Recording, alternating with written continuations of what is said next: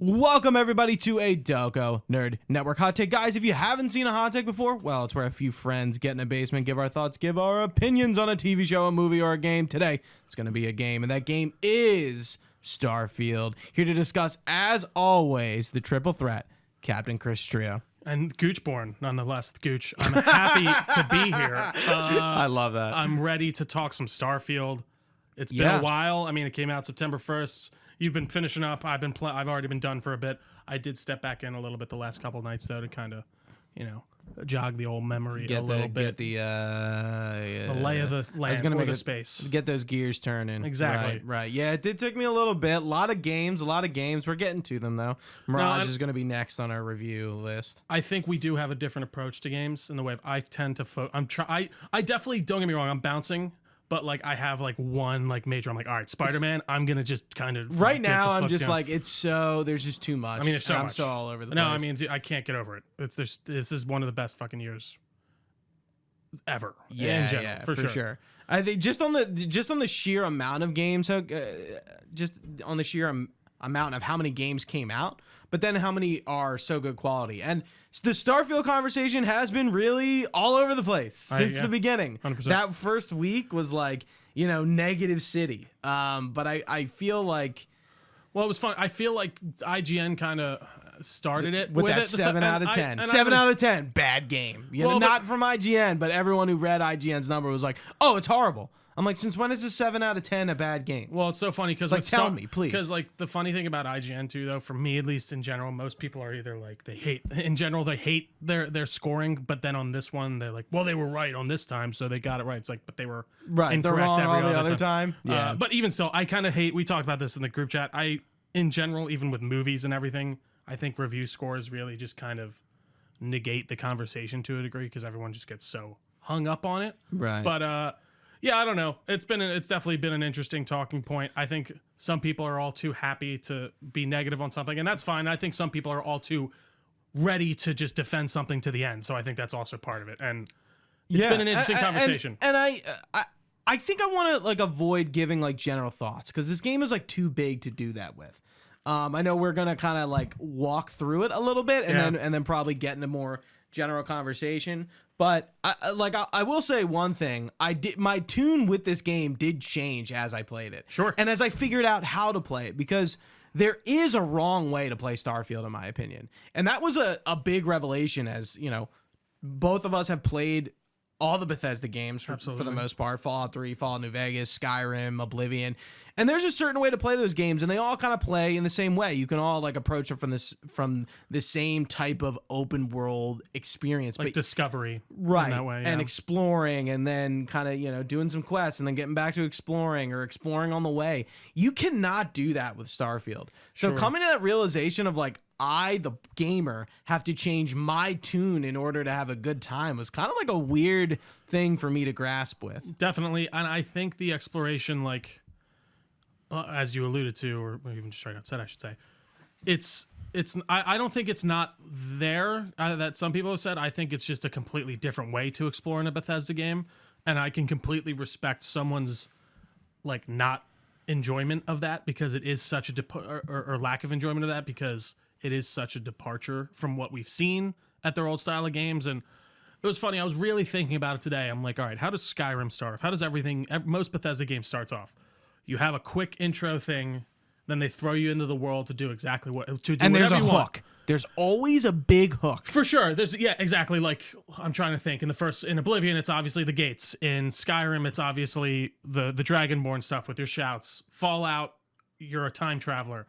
In a way, well, there's always, I think, a big a hook of some kind in that way. You're coming out of the you go into the vault and then you come out of the vault. In Oblivion, it's the spoilers. Uriel Satin gets killed in the beginning of the game, and you're a part of a prophecy. In Fallout 3, it's the vault experience, and then the coming out. That's one of the most classic openings for a game. Skyrim, it's the dragon attacking. Yeah. So even back it up a little bit. But with Starfield, there really isn't that. But let's take a step back. We start out the game. We do a little bit of intro. We're a miner, and we're for Argos extractors. Yeah, and it's pretty plebeian. I mean, I know in Oblivion or in Elder Scrolls, you're always a prisoner, right? Which is like kind of just is like a foil for like you're anyone. I guess that is fine, how did yeah. you get here? It doesn't really matter. You're in prison. Yeah, I think you're more of like a chosen one in Oblivion for sure, and stuff like that in certain. I mean, in things, Skyrim you are too, Yeah, and in absolutely, Morrowind yeah. you are too. You're always a chosen one, but like, how did you get here in this situation? You're a prisoner. It doesn't. Who Sure. cares?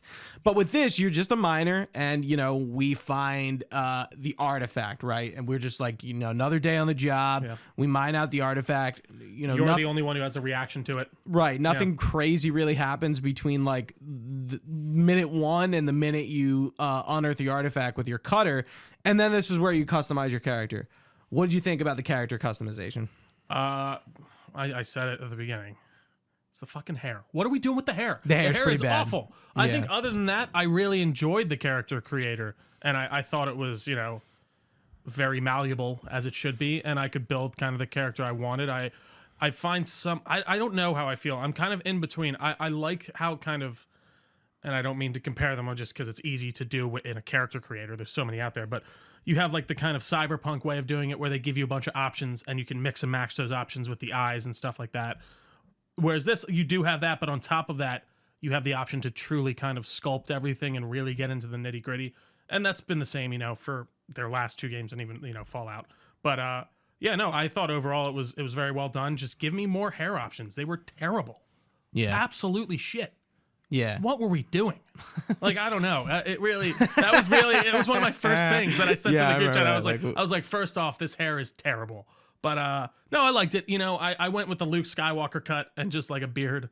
Do you feel like your characters always end up looking the same in RPGs? Like depending, like you yeah. kind of you start with like making yourself, and then it like maybe goes away from it. Like I definitely did myself. I usually do myself. Yeah, same. In Fallout and in Starfield, like in Oblivion and like Skyrim, I never like tried to make myself. It's like a fantasy game. It's like going like even in like D&D, like you don't want to go human. You're always like in Guild Wars or Some WoW. weirdos It's do. like I don't want to be human. Like I'm a human all the right, time. Right? Yeah.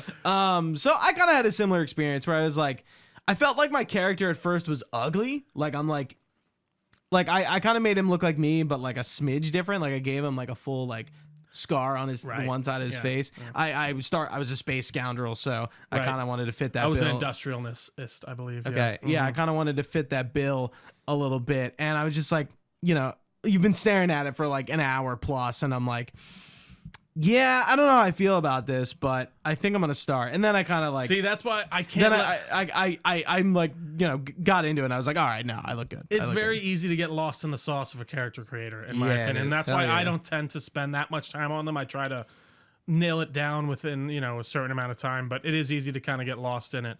But yeah, I don't know. I like the intro as well. I think there's enough of a hook there for me in the way of like what's going on with the artifact, and like then the Spice Pirates show up and then they do the thing of go do your thing. I mean, I think did you say Spice Pirates? The Space Pirates. I meant to say Space Pirates. I was like, Space wait, Pirates. The Spice Pirates yeah, show the up, Crimson Fleet, and then they kind of propel you. What's his name? Barrett gives you his ship. Yeah, but like for me, it's like okay, great, but like he shows up, you take out the Crimson Fleet, and then he's like, he's coming there for the artifact himself, and he's part of Constellation, and he's like, take my ship, take Vasco, and we'll see you. It just seems so odd. Like why wouldn't he come with you? Or because he brought the shit that, I mean, again, I don't know. I think that like they explain that well enough to me in the story of like he's like, you saw the shit from the artifact, what did you hear? Like he confirmed all that, and he's like, all right, yeah, take the ship, get out of here, go back to Constellation, start the journey. I kind of felt like that's like, I don't know. The hook was definitely picking up the artifact, but like definitely. It's not really like any glamorous moment. You also do it like 11 other times. For sure, it's kind of like the dragon words in Skyrim. Yeah. It's like, all right, let's fucking go. Yeah, for sure. Yeah, and I think like a lot. That's why a lot of people found it slow. It's like the hook and the initial takeoff, pun intended, was not great, because then you go to your first planet, and if you treat it like a typical open world game, you're gonna try to explore this planet, maybe find most of the point of interests, try to fill out the map, but like you're not supposed to do that. Well, it's not even almost. that you're not supposed to do that. You're not supposed. You're not supposed to do it in the way that you're talking about, where you think you're gonna find like this kind of specific dungeon or something like that. Because sometimes you do when you go to a planet, like it'll already be scanned on there, and I found like some really cool and interesting different like dungeons. But yeah, I think like the exploration as we know it, no, it does not exist in this game. Right. It is a completely different beast. Right, and the planets aren't all that interesting for the most part. Like, you know, you go on, it's like, oh yeah, it's just dirt, and more dirt, and maybe some monsters and some plants and stuff like that. And it's like, okay, cool. But like, again, I'm like, when I'm exploring and I'm like, oh, there's another thing, I gotta go to it. Oh, fuck it, there's another thing, I gotta go to it. Oh, I'm trying to find all the like the fauna and the flora, and it's just like, this is taking like forever. I'm trying to like mark the checklist, right? Like I would typically do in an open world game if I see stuff, or you know, just trying to like 100% the area before I leave, because like probably not going to come back to that planet. And that is true. You don't go back to that Crimson Fleet quest that you do on like that first world. Like I don't there's You can. Yeah, you can go back. You can go back. So to you can it. just stay there and help them with the pirates and stuff like that. And it's a whole different story that unfolds and stuff like that. Wait, what do you mean? So instead of going off right away, you can continue and explore that whole mining, and it continues the story, and more pirates show up. And there's a whole different way of, I think, interacting with Barrett. And instead of saving him later in the game, Oh, he's just with you. no. We're not talking about the same thing. Oh, sorry. Barrett's not here yet. Oh, okay. You don't Barrett. You have not met Barrett again. Oh no, I'm talking about when you're on the first planet before you leave.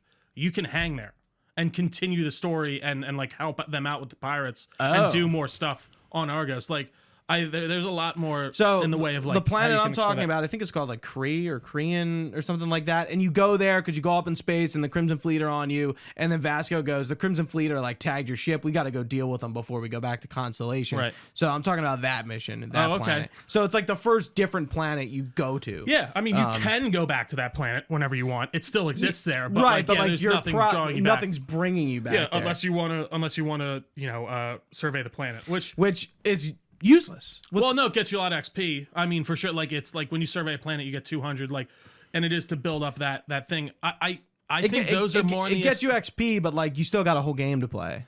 No, So for sure, but what's the idea is it's draw? never sure. And I guess I think the draw to the planets is more on the.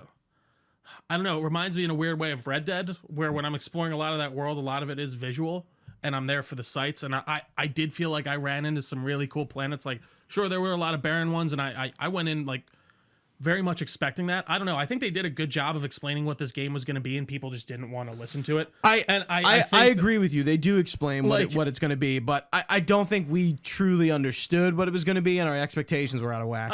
Mine wasn't. At least for me personally, I knew exactly what I was getting to. I mean, I feel like even on one of our pre-podcasts, I remember talking about how like the exploration is going to be different, and there's going to be a lot of regenerative like AI and things like that in the way of dungeons and kind of reuse assets in that way. But I do think a lot of that stuff then is put towards the narrative, and I personally found most of the quests, if not all of them, to be super engaging. Not even really talking about like the side quests, but more just like the main faction quests, main quests.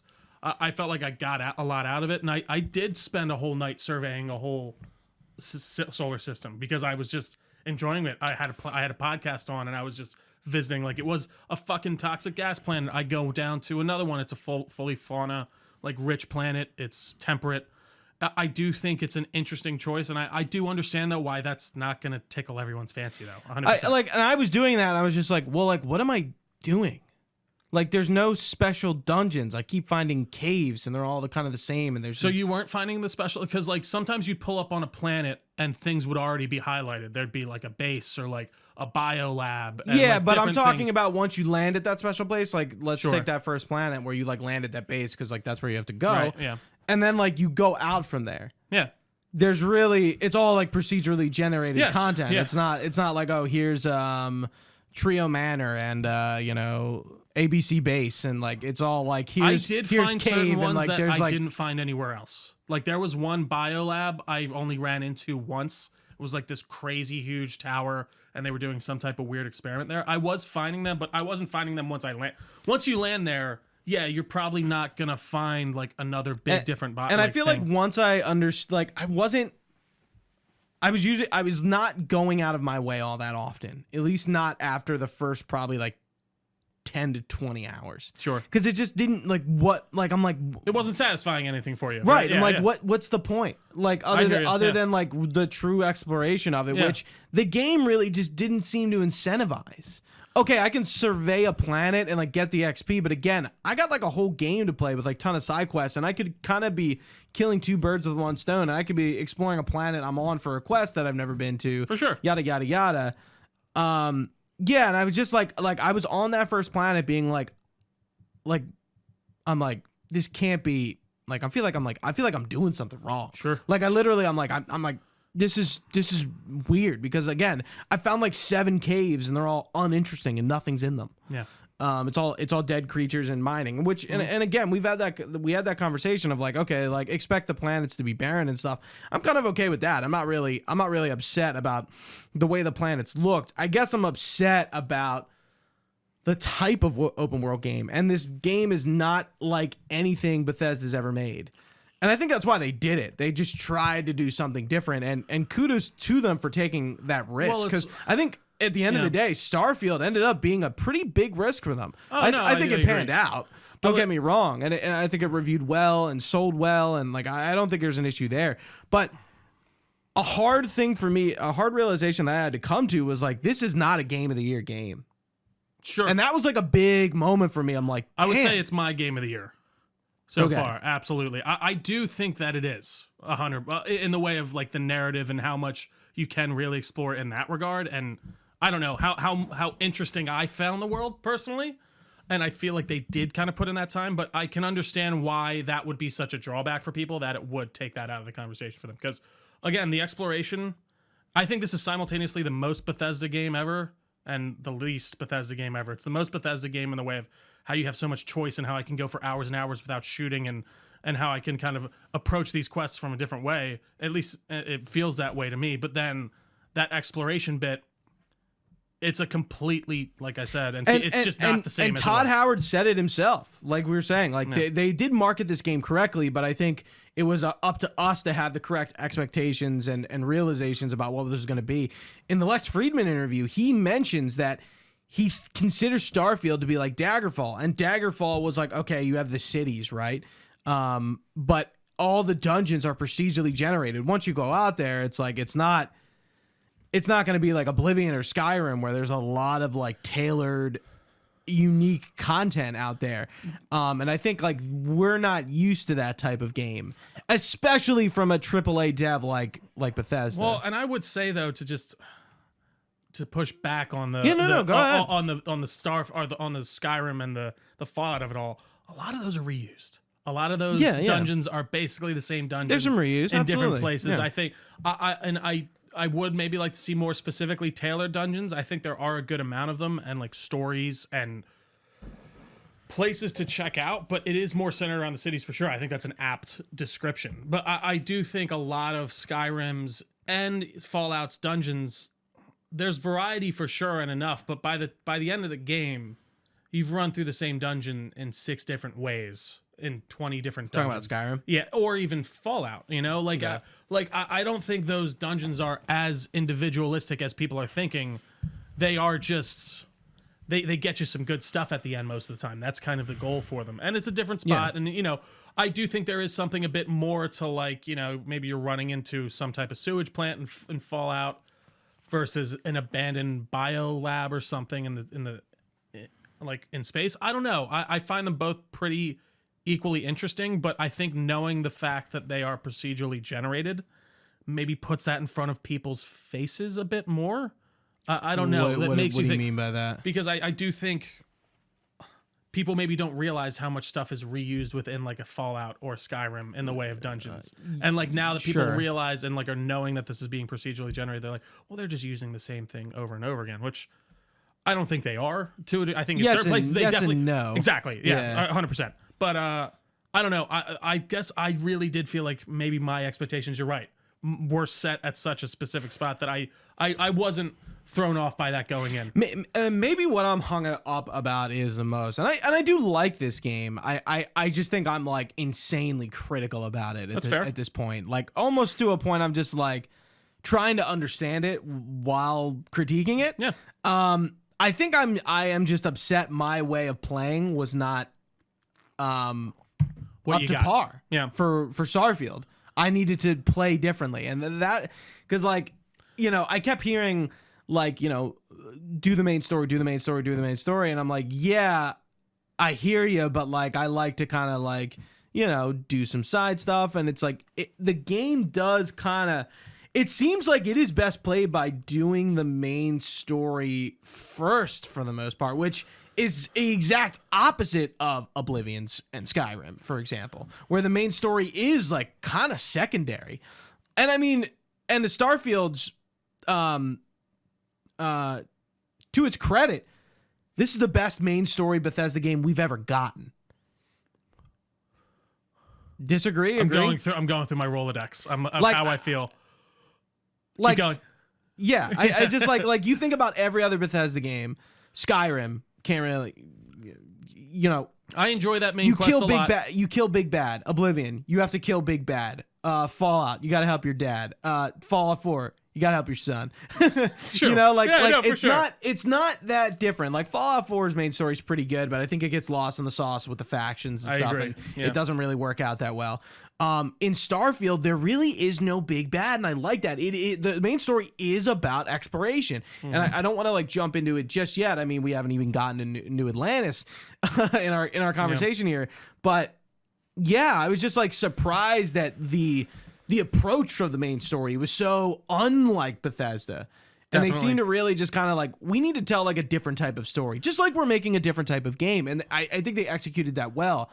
And I think it is a different approach to sci-fi in a general, Absolutely, which I appreciate yeah. a lot. And I don't think it's completely disconnected from anything we've seen. I think they've been very honest about like the inspiration almost from like Interstellar and that NASA punk style that they've kind of coined. And it's very clear. for sure. Interstellar has to be like, is a big, And Interstellar is big based off of NASA. So it really is Right, kind of a perfect, like right. it's a perfect kind of, you know, evolution of that. And I don't know. I think, you know, there were a lot of like critiques of this like story and the sci-fi world in general and like how it was poorly written. I don't know. I found it to be pretty interesting. I thought the whole setup of how humans left Earth and, you know, what we eventually actually end up finding out about that with the story really kind of link around in a cool way. And I think it's a very different and interesting approach to sci-fi. And I do like seeing a sci-fi future where there aren't any aliens. Because guess what?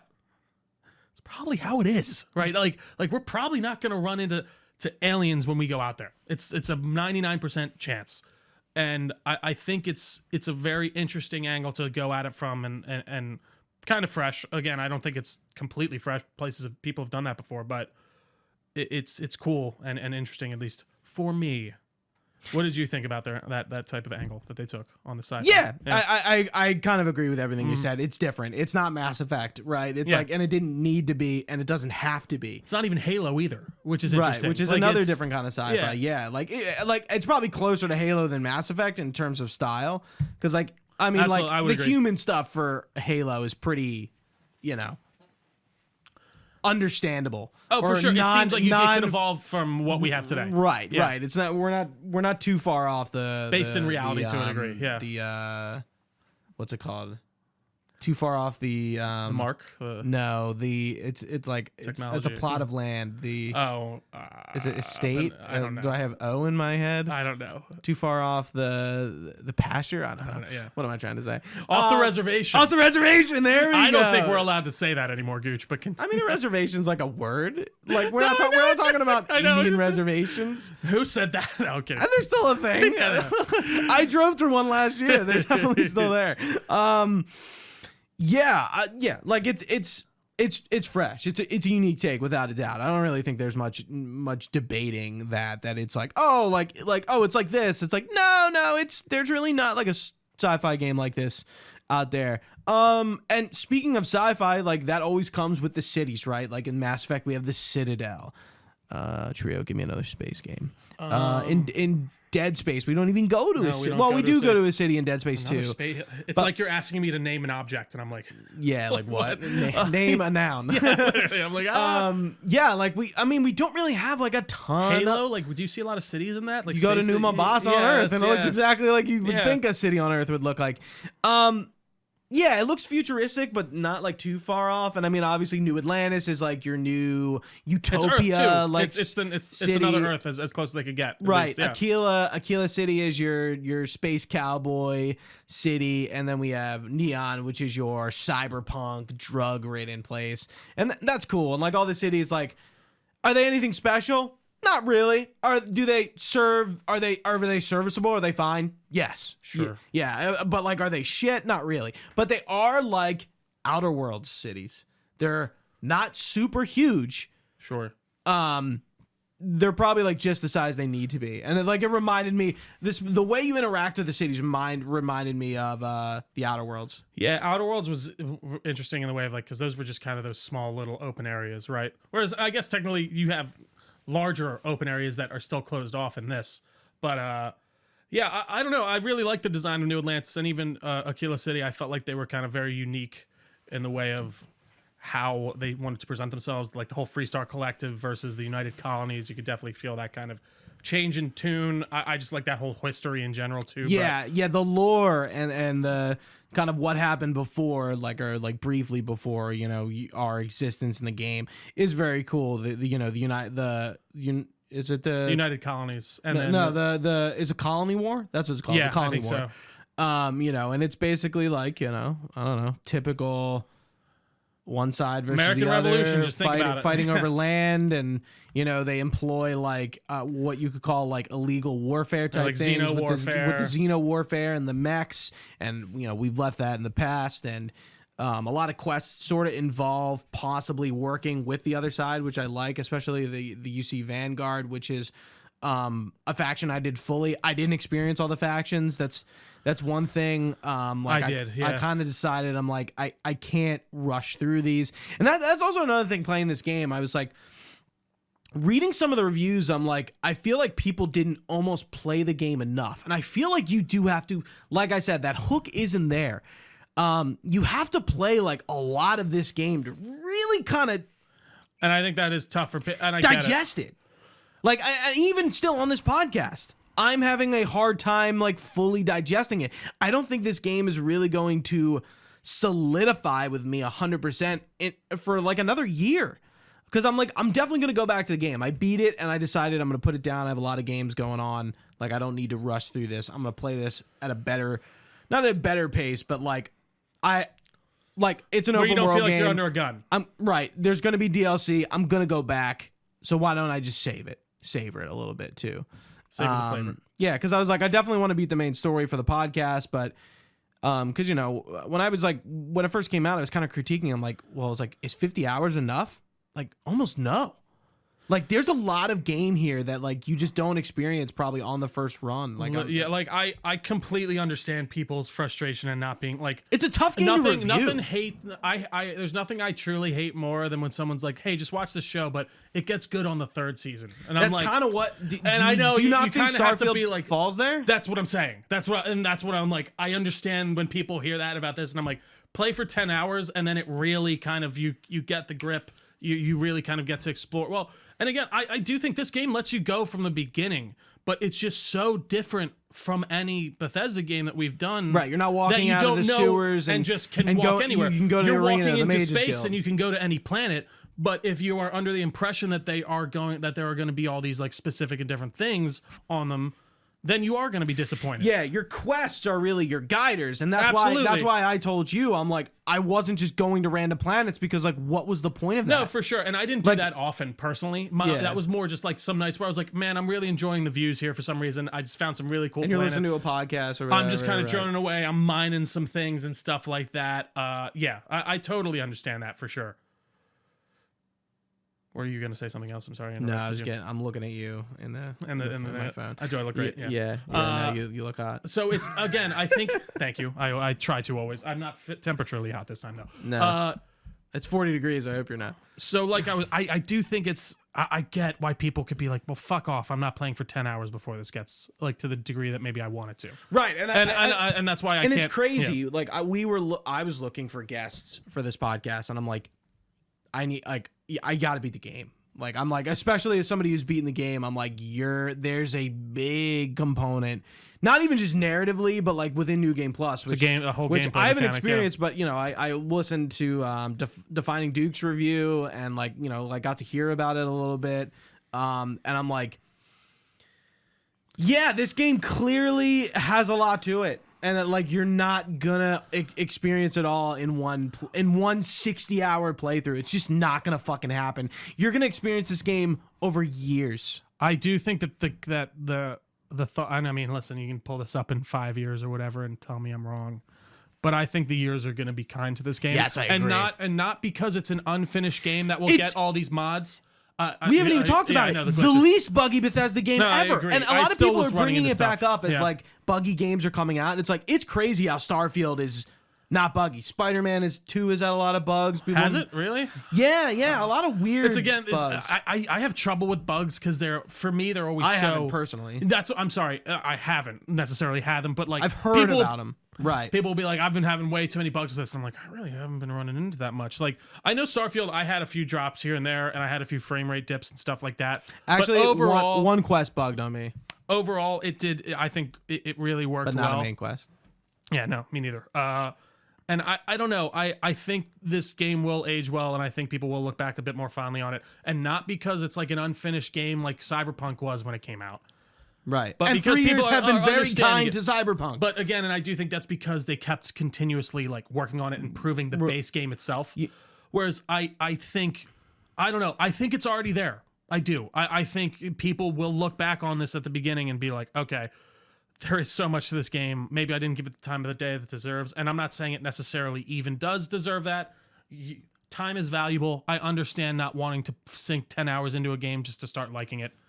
So I can really concede that point, but I don't know. I really did have a blast with this one, and I do think the whole just lore and story really pull it together. But it's different. You know what was, I think, the worst thing about this game coming out was the constant comparison to everything else. And I think that's like, especially once Phantom Liberty came out, it's like, oh well, here's why Cyberpunk is better than Starfield. Yeah. I'm like, dude, it was not good at launch. It had 3 years to get better, and now the biggest DLC to end cap this. What now is a very good, well-rounded RPG experience is here. Shut the fuck up! Like, you cannot compare the two. And I do like. I think there's a they're the different games. There's a critique in like saying like I've heard people just be like, well, I just don't like the story of. It's not like that they're different games. It's just like I just don't even like the idea of Starfield compared to that. And it's like, all right, that's fine. I understand that. Okay, well, like I can like Snickers, and you cannot like Snickers, and you can like Three Musketeers, and I can absolutely. Like I think it's more of the objective takes of like this is terribly written or a terrible thing is always just the most kind of eye rolly to me. I don't know. This conversation, I hate to almost even bring it up. It's fucking exhausting. But it reminded me of the conversations that I had around The Last Jedi. And you can take that whichever way you want. That's either a good or a bad thing. But I was just like, man, I don't even want to talk about this. Like when we were trying to do like the Star Wars one about Disney, and you were like, let's do it. And I'm like, Gooch, I don't even want to talk about Star Wars right now. Yeah. And we waited for a while, and we did it. But like, I actually don't think it's nearly that bad. But like, that's kind of the closest comparison I can get. Sure. But yeah, I don't know. I think it's more when you start getting on objective terms and being like, almost like you're dumb for thinking that way. And even both ways, like that's where it starts getting more frustrating than anything to me. And I don't know. I don't think that's been the conversation overall. I actually have been really enjoying like our Discord conversations and things like that. I appreciate the divergence of opinions, but I'm always right. And that's it. Yeah. Anyways, that's it for us today here, folks. What do you want to move on to next? So we get to Constellation, right? That's our tipping point. We meet Sarah Morgan and the crew. We got Victor, Barrett, Vasco, Andreja, Noel, Matthias. Calling her Andrea for almost the entire game until someone said it. Until I like noticed someone say Andreja. Yeah, it's a J, dude. Yeah. Can you read? She was my love interest too. Yeah, I think I went the wrong path with Sarah Morgan, but we'll talk about that. Yeah, we got Strauss. What's his first name? Not Leopold Strauss. Oh That's no, is Red it Dead. Eklund? Yeah, Eklund. Walter yeah. Eklund. Walter. Yeah. And like I really like how like, you know, for once we're based in like a really little kind of like off the beaten path faction, and that's our main quest faction. Like Constellation in other games would be like the side faction, right? For sure. And we have like an eclectic group of people like from different backgrounds. Very enigmatic. Yeah. Right. And you know, they kind of propel you off in the main quest, and most of the main quest involves you finding artifacts and eventually, spoiler, your abilities in this game, or what your parallel to your dragon shouts. I still don't think that's a spoiler. They said that in like a bunch of trailers that you were getting powers. No, they didn't. They showed it in one, showed something like a power in the direct, but they never flat out said it. I thought they were like, and something like, well, I don't know. I felt like they pretty clearly teased something of like, because you even used it. I thought you saw like a guy like doing a force push. I think he does, but they don't direct. Like they you don't. say, yeah, okay. I don't think Starfield needed the powers. So most of them I don't understand. I will say, Yeah, there's I don't have a I lot of them. I have a ton of them. I There like are certain ones the one that fills your O2 gauge. that one's great. Great. There are some I love the force push ones. I like the force pull ones. There's Haven't gotten either of those. There's Starlight, where it's like it's like a detect life where you can see people through walls and stuff. There's another one that turns you like invisible. That's like a sneaking one. But then there are other ones that were like, I can't remember. The doppelganger one, Yeah. you get from the Barrett side quest. But there's also I didn't finish the Barrett side. Okay. A lot of Spoilers, you get no, it's all right. I knew what was gonna happen. He actually, spoiler alert, died for me on my first campaign. But after we got it. We'll get into the whole thing. Yeah, but that's like the halfway point. Yeah. And I'm like, no, it's all right. yeah, we got to build our way to get there. for But that's sure. fine. That's fine. Yeah, and then that's a huge talking point. I well, feel. for sure, and I think we'll get into why can be different even. But yeah, I thought the powers were interesting and also not, because some of them were just like, I was like, what exactly does this do? And I feel like we ran into the exact same thing with Skyrim and Dragon Shouts, where it's like, why is the one that hits the wall that distracts people? Like, why is this even worth my time? Well, and in New Game Plus, like, see, that one I do actually think, like, I use that one a lot in, not in Starfield, in Skyrim. Right. And is it in Starfield too? Yeah, it's in Skyrim. Yeah. Oh, I thought you were saying it's in Starfield. Okay. No, I'm using an example of one in from Skyrim, Skyrim. that I did not use. No, Or there even were the a one ton. that like to fear enemies or calm. It's just like, you know, like it was cool when these were spells and that's fine, but like when they were dragon shouts, it's like, well, I'm gonna use like Mark for Death and like I will Fusro give- Da and like the fire breath and the ice breath. Yeah. But like you know. No, It just feels like a copy. You hit. I was gonna say that actually does feel like the most direct. Like, well, let's kind of just use this Right, thing because again. you're not going to do it in Fallout. Fallout has VATS. And I guess you can kind of get away with it a little bit because Skyrim was from 11 years ago, but yeah, True. I don't know. It was an interesting choice, but I found myself using certain ones a lot. Like there's a reactive shield one that's really good too. It basically just like it blocks you, but also like reflects the damage back onto the people. So that's really helpful. I didn't sneak much in this. It was mostly head on. The gunplay, man, Yeah, very great, in my opinion. I totally forgot during character creator. Well, you said you were industrious. I was an industrialist. I got like the alien DNA one, and I can't remember exactly what the So third I one was wanted, which I ended up not liking in the beginning because I found out you can just like remove it really easily. And Same with the alien one. You can go to like a ended medic. up doing that. And I'm like, what's the fucking point then? And again, I think that's a fair critique that a lot of people have What's the fucking point? for Bethesda games in the way of there's not a lot of consequence to choosing your class. And I think this is a problem with a lot of RPGs these days, even with something like Elder Scrolls. I'm Like looking at my screenshots. I can find out what I did. you can respec at any time, and not in this. Not yeah, I was gonna But say, not in this. but in like a lot of RPGs, here like we you go. can do that now. You can completely just respec and Here we go, true. and be fully powered up at where you're at. Whereas this one is different in how you just keep leveling. And I mean that's how Bethesda games have always been. I mean there's no level cap. You just keep earning XP and XP and XP. Right. So I did Space Scoundrel. I hero worshipped. I Right. had to get the Adoring Fan. Right. On the first playthrough. United Colonies Native and Wanted. I think United Colonies Native worked out because I was like so ingrained in the UC that was my other Vanguard. one because I remember getting that too. Yeah, like, and I heard a comment, mostly Mr. Matty Plays brought this up a lot, that like those choices like didn't come up in dialogues. Like I'm like, I tend to disagree. I'm like, I think like my UC native one came up a lot. Yeah. My wanted one also did too, and Yeah. Space Groundle. Like enough that I noticed my them. industrial list one came up. I was gonna say, I'm like, what did you pick? I'm curious. Like when he said that, I'm like, okay, I heard him, and then I was playing. I'm like, nah, these are coming up in conversation. Yeah, I felt so too. Just as much as some of that stuff was in other Bethesda games. But I do want to, like, what you're saying, I think is a big critique though of like, well, why can I just get rid of this? Because I think Bethesda and a lot of RPGs in general today want to make things as accessible as possible, and like, not everyone's going to replay the game, so they want to give you the option to do everything in one swing, and I think that does sort of take away from certain things, or definitely takes away from certain things in the way, because I almost don't think you should be able to be a UC Vanguard and a Freestar Collective Ranger. Right. So, and they're doing that to allow it's to make it easier for people, so that you can just do it all in one go. But I do think that, especially with the way this new Game Plus mechanic is set up, you're almost meant to maybe do one or two at a time of the side factions, finish the main quest, and then for reasons we'll get into, go again, maybe finish those other ones you didn't do, and then you just keep going, and then that way it's more, you can see how your things affect differently, and it feels more consequential. But again, that's on you. It's not like you can just do it at any time, and I think that's a problem with modern RPGs in general, for sure. Yeah, the like you said, no consequence. Yeah, to your and like decision. I said, it's Elden like, Ring, you can do everything. Respec Baldur's Gate, you can respec at any time, right? Basically, like you can. Yeah, so I think that's an issue a lot of RPGs face. What did you think of not the leveling system, but the perks and stuff? For me, I like the way the progression happened. I feel like it's like, oh, you invest in pistols. Well, now you got to use the pistols, and then you can level up. I really like that because it really engaged you with the pick.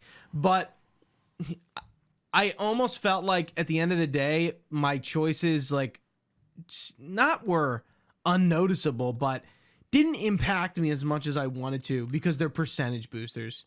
They're not really doing anything. On certain ones, definitely, like your weapons. But like other things, I was going I was kind of mainlining pistol. Like I was kind of using everything here and there, but like pistol was my main.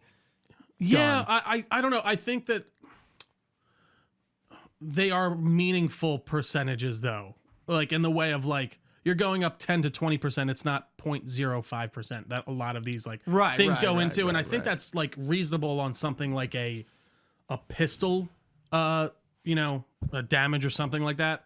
I do think they're more consequential when you start getting to like certain perks that allow you to have more followers and like that with the persuasion. Oh, you can do that? Yeah, or not more followers. I'm sorry, more crew members. Yeah. And of course, had to get carry weight first, literally. Yeah, and carry weight. And again, so that's the other thing. I think you do run into that issue of like these are the ones you're getting every play. Right. And I wish that there were more like ways the around that. piloting stuff. I'm like with the ship stuff. I'm like I feel like I'm a piece of shit in a dogfight. Yeah. I'm like you need that to buy the to get the better Am I being ships. forced into decking out the ship, which I don't mind, but like again, I said it's like you need the ship for certain things, and you need to be a better. Yeah, absolutely. Yeah. Which I always find annoying because I always feel like in RPGs I always become a jack of all trades, master of none. Yeah, and I really need to get away from that from my RPG archetypes. I definitely. And I feel like in myself, Starfield, it ended up being like okay, like I only have like a few like okay, like well I want to craft things. Crafting in this game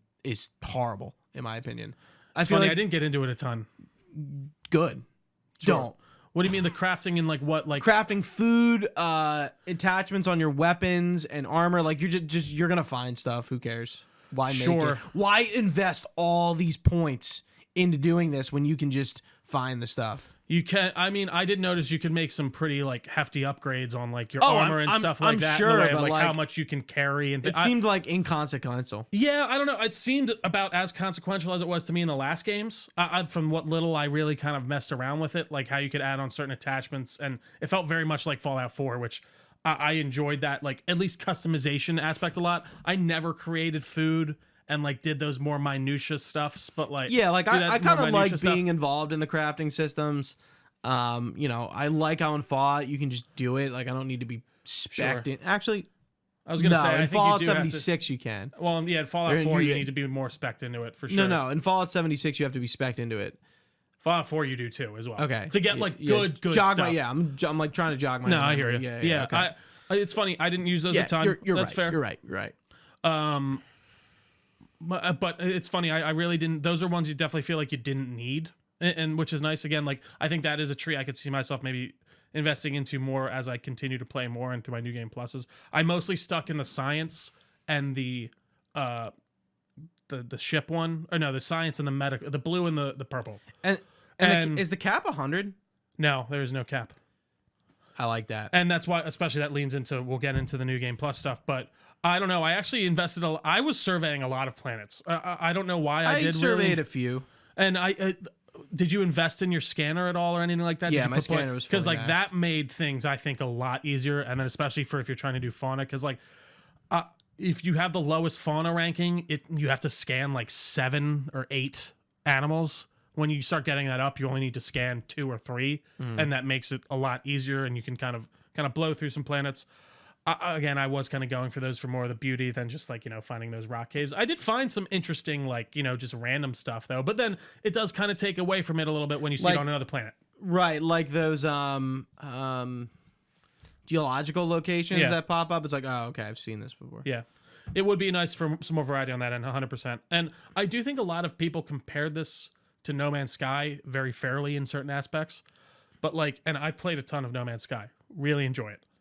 But narratively speaking, it's not even sort of in the same ballpark. Because they're focusing in on the world generation and like that full sense of exploration. But like, I played that game a ton. You run out of things to do, which you will eventually do in Starfield, but there's so much more curated content in that, and just storylines and quests, and even a lot of the side quests I found, fun. None are really kind of sticking out in my mind for what that's worth. Side quests? Yeah, but overall, I one enjoyed with them. The planet with the cloned people that I was telling you about. So I didn't get that one. I need to really find that one. I'm not gonna say much more, but you'll know what I'm talking about. Yeah, the one with the ship that's above the vacation planet is another really good one. I didn't do that one, but I found it. Okay, but you didn't. Yeah. There was one where it was like kind of like that, except it was it was like not a vacation planet, but it was like this woman and this group was starting like a.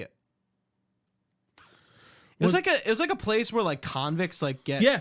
I did that one. Yeah, I like that. It was like ex-convicts forming a community, and it was sponsored by someone on Aquila, which is cool. Yeah. Can I talk about that one though that you didn't play a little? Yeah, it's really good. Yeah. That's probably one of my favorite of the side stories. So you get to, I can't remember what it's called. It's like Paradiso, I believe, is the name of the planet. And they're like, hey, we have this planet up, we have this ship up in our atmosphere. Can you go check them out? We can't contact them. So you dock with them, and it's like dead, right? Like you try derelict. to establish contact, and it just nothing goes on. So you approach, you dock, and you go in, and it turns out it's a bunch of humans. But the ship's like really old, and they're dressed in like almost kind of like Star Trek-esque uniforms. And they apparently are a bunch of colonists that left Earth before the grav drive was invented because they didn't think it was going to be invented.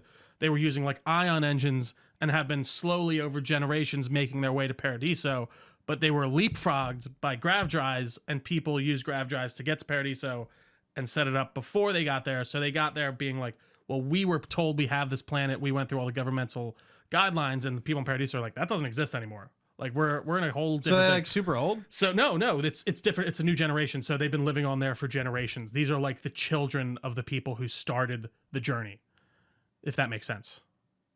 No, because if they've been traveling from Earth for that long, I don't know. They apparently have some technology where they aren't all having any issues. Okay. Where they they are. I mean, cryo exists in this world, right? Also that too. But yeah, they're the children of like the first colonists. So Cool. I don't think it's been like multiple I think it's been like maybe 2 generations. I think you could probably get away with it depending on how many people you have on there.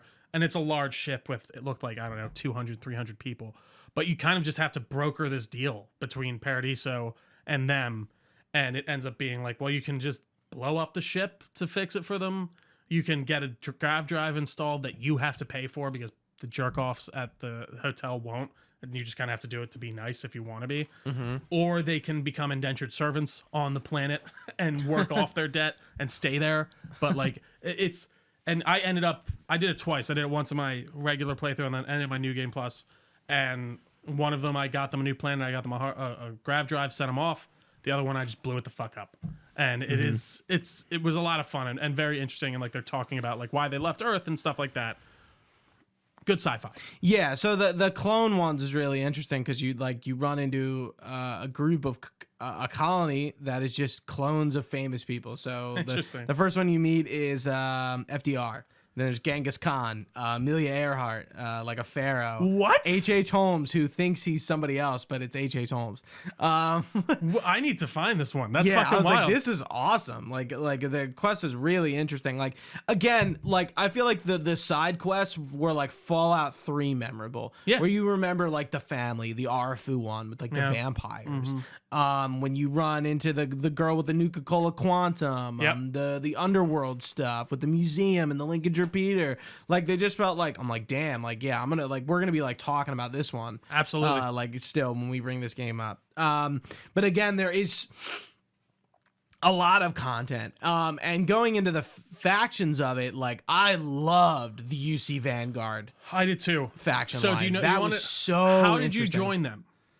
I just walked up and said, "Hey." So I had a bounty on me, and I went back into to Atlantis, New Atlantis, and I didn't realize. And they're like, "We're being boarded. Actually, you're being taken into custody. You blah blah blah blah," and they just put you in jail. And they're like, the dude, the black commander comes up, and he's like, "All right, scum. We have a job that you need to do, and if you do it, we'll wipe away all your debt and blah blah blah blah."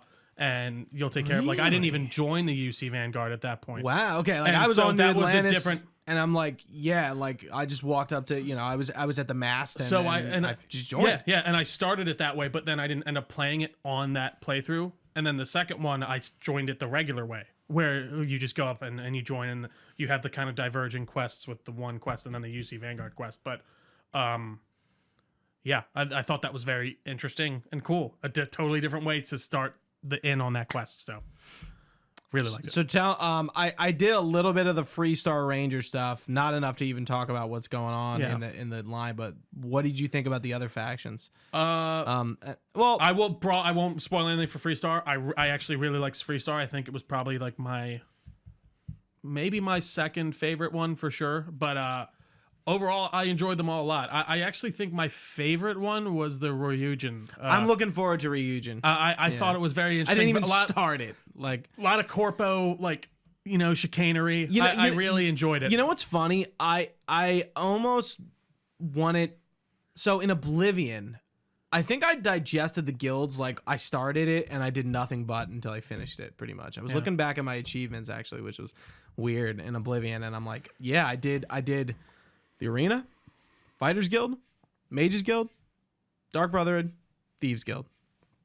Like I didn't start another one. Yeah. So and I'm like, that's kind of the way I was approaching it with Starfield. Like I joined the Freestar Rangers when I was doing the Vanguard stuff, but I kind of just stuck to doing the Vanguard. I mostly stuff. did that too, and doing some side quests here and there. And like I do think the quests are pretty good.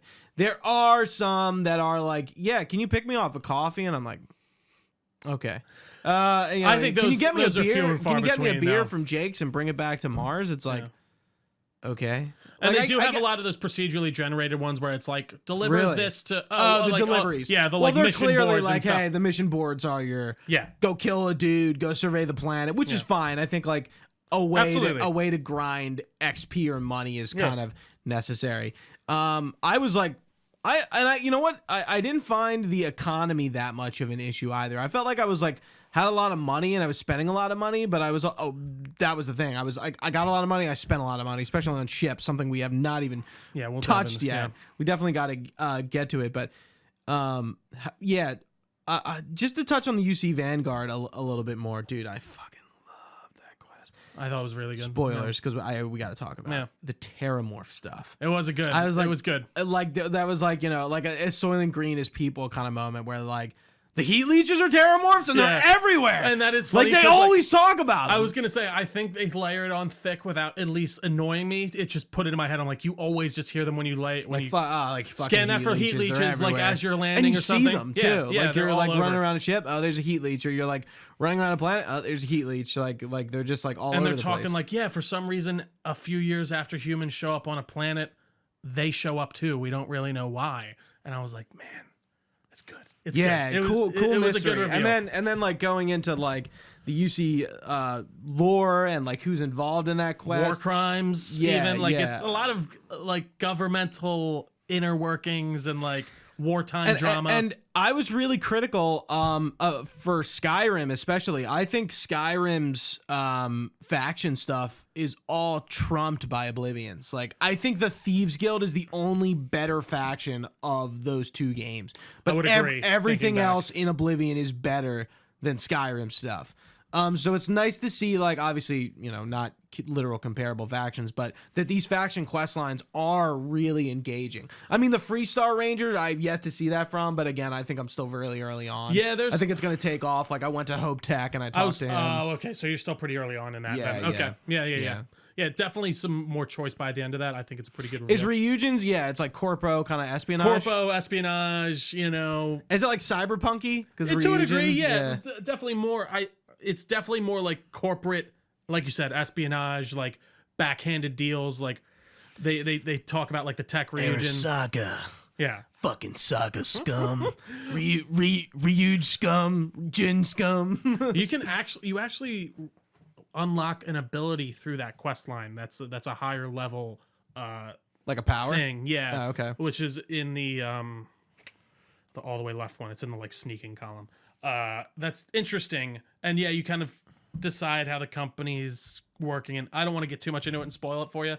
I thoroughly enjoyed it a lot. I think that actually is my second favorite behind UC Vanguard, because I do think Vanguard by the end I was like, oh, that's really cool. And just the whole idea with the general you thought was dead in the UC Vanguard, and they're keeping him on ice to help. I love that museum. It's interesting. Yeah. Defining dudes. Oh, I thought that was really cool. I went through that early in the game without a companion, and I definitely want to talk about companions in a second. But apparently, bringing all your companions through that museum, they talk a lot about it. Like, you know, Andreja is a fucking House of Varun, right? Yeah. Yeah, I didn't. She hasn't told me that yet, Yeah. but it's pretty clear that she it's is. so funny. That happened. I'm like, oh yeah, duh. Like, look at her. Even like her clothes and everything are Yeah. And apparently, like, she has a lot of different dialogue, different perspectives. Like Sarah Morgan's Vanguard, Barrett. Is he Freestar? Barrett, I think, is just like a free agent. I don't think he's necessarily like linked to anything. Samco is obviously a Freestar. Can you go to the Varun homeworld? Like, is that DLC. That's okay. Yeah, that makes sense to me. House That's where I Varun felt like is the one faction in the game they talk a lot about, but and you don't get see. some from. You don't see a you lot. really don't get much. It's clear that that's going to be DLC, That and makes sense. I'm okay with that, No, because yeah, I think, like, you know, like, you're learning about the Great Serpent and the religion, and they kind of like went fucking feral on the rest of the settled space, and then they tried to braid it back in, but then they just disappeared. Right, and then you do the quest with the embassy, and how the embassy is like, you know, it's still there, shambles, but it's though, and it's like, what is up with this House Varun? And they attack you out in space, but again, you're never interacting with settlements of them. It's clear it's going to be DLC. I've heard a lot of people talk about this. Yeah, now that you're saying What was companions? No, I mentioned companions. What was I talking about? Varun and I thought that was it. Write it in the comments. The museum? Oh, yeah, the museum. Yeah, okay.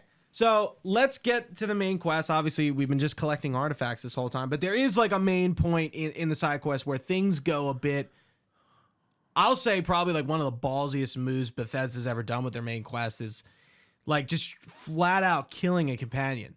For me, it was Sam Coe, and I was like, fuck.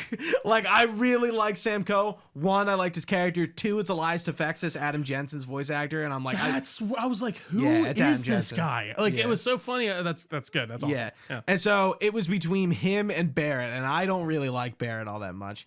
I think he's kind of a dump. Like, he's just like an asshole. Like, I don't know, not an asshole. You just weren't a fan. He wasn't. I'm like, I don't like your quirky like personality all the time. Like, you're talking about your dead husband a lot. Like, can you relax? Like, hey, we'll find him, but like, fucking relax. I don't like the consistency of like how often their main quests or their side quests pop up. I'm like, oh my god, we just did something. Relax. I don't want to talk to you again about it. No, I don't have time to talk. Okay, I'm doing things. Yeah, no, like, I felt like the way they're like, you know, like, you do a mission, and then like not even like an hour later, like you ready for the next one? Yeah, I guess it's funny. I don't necessarily mind that because then it's just like no, it's there. Like I can move on to it when I want. Yeah, I just felt pressured by it. I guess. I'm like, oh, I gotta do it now, or like I can't. You know what that is, Gooch? A Goochism. Are you keeping the list? I have it. I need to add more. Do you actually have it? No, I don't. I was like, I want you to There's keep a few on the list. There's a few in the mental. I want you to have list. a note on your phone. It's just like that is right, just like all these things that only I do. But yeah, what did you? I think it's called. Let me go look at my achievements. I can tell you what that exact quest. Yeah. that quest is called. But what did you think? Because I was shocked. I thought it was good. Holy shit! Yeah, I'm I like, did not see that coming. Dude, I like haven't even done anything with Samco. Well, and I like the idea that like it can it only be those two?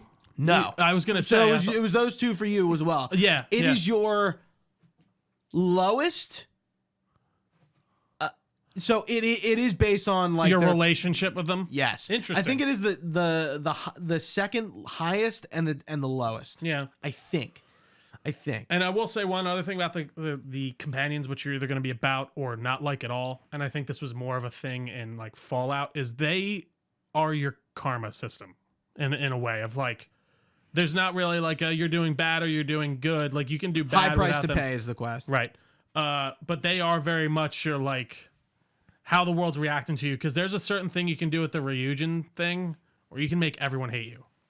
Oh, really? You can just be like, and everyone's like, I don't even want to work with you. I never really had those instances where like that. somebody was like, "Fuck you, I'm out of here." It depends. Like I killed some people one time in my ship, and like I think Sarah and Barrett were like, "No, we're not doing this." And they were like, but then Andreja, my girl, was like, "Yeah, I'm sticking with you." Not real, I got you. Yeah, I don't know why I'm Russian. Yeah, she's Russian. She's kind of Russian for sure. I don't even know. She has a very like amorphous accent. I couldn't tell you. Yeah, I like it. I love Andreja though. She was definitely my favorite. I finished her side quest. I did Sarah Morgan and Barrett's. No, obviously Samco's dead. I needed to do more Sam's. Yeah, I didn't. Yeah, and his Andreja I didn't unlock. What? Yeah, sorry. Do you know what his is about? It all pertains to. I assume it has something to do with his family. Yeah. No. And, well, it's not his like dad's. It's very broad. He tells us right away. It's like about his wife and stuff like that. Yeah, well, his wife comes to the funeral. And that was she does. Yeah. Oh, that's she interesting. Does. She takes.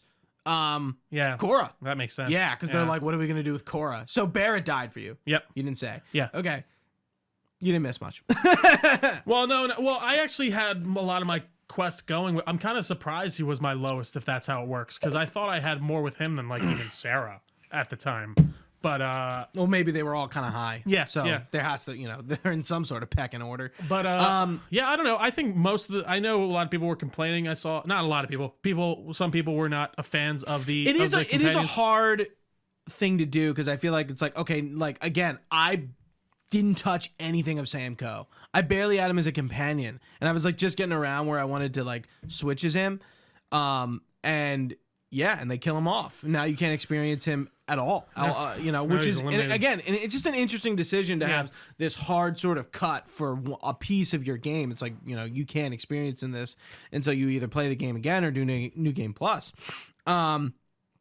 But I think it was ballsy because it kind of made me react to it. Whether it was positive or negative, like it was like this moment of like they're doing something. They're making a choice. We discover the Starborn, and there's some sort of I'm sorry. Other faction. We don't really know what the Starborn are yet, but they call themselves Starborn, and we get off of Neon with Walter, and we that ship encounters us. It's clearly alien looking. It's clearly different. We know it's a different group, and they attack us.